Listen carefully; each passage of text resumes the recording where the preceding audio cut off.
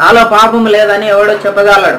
అర్థం, నాలో పాపం లేదని ఎవడైనా చెప్పిండు అంటానంటే వాడు అబద్ధికుడు అంటుంది వాక్యం, తెలుసా? వాడు అబద్ధికుడు.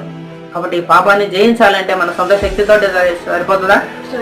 సొంత బలంతో మనం జయించలేం. కాబట్టి ఇప్పుడు నిత్యము వాక్యము, ప్రార్థన, రైలు పట్టాల వంటివి. ప్రార్థన, వాక్యం అంటే రైలు పట్టాలు. 2 పట్టాలు ఉంటేనే ట్రైన్ చక్కగా పోతుంది. 2 రెక్కల వంటివి ప్రార్థన, వాక్యం అంటానంటే. ఏంది అంటానంటే ఒక్క రెక్క ఉన్నా కానీ ఏమైపోతుంది? విమానం రెక్కనే కానీ పక్షుల రెక్కలే కానీ 2 ఉంటేనే చక్కగా పోతాయి. అలాగనే ప్రార్థన వాక్యములో మనం ఉంటేనే సాతాను జయించడానికి, శరీరేచ్ఛలను జయించడానికి మనకు శక్తి సరిపోతుందని దేవుని వాక్యం స్పష్టంగా తెలుస్తుంది.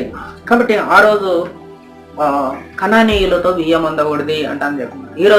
ఈ రోజు మనం ఏమిటి? పాపముతో సర్దుబాటు. చిన్న పాపమే కదా అంటాను, నువ్వు దాన్ని ఉండనిచ్చినావంటే అదే నిన్నేం చేస్తుంది? నాశనం చేస్తుంది.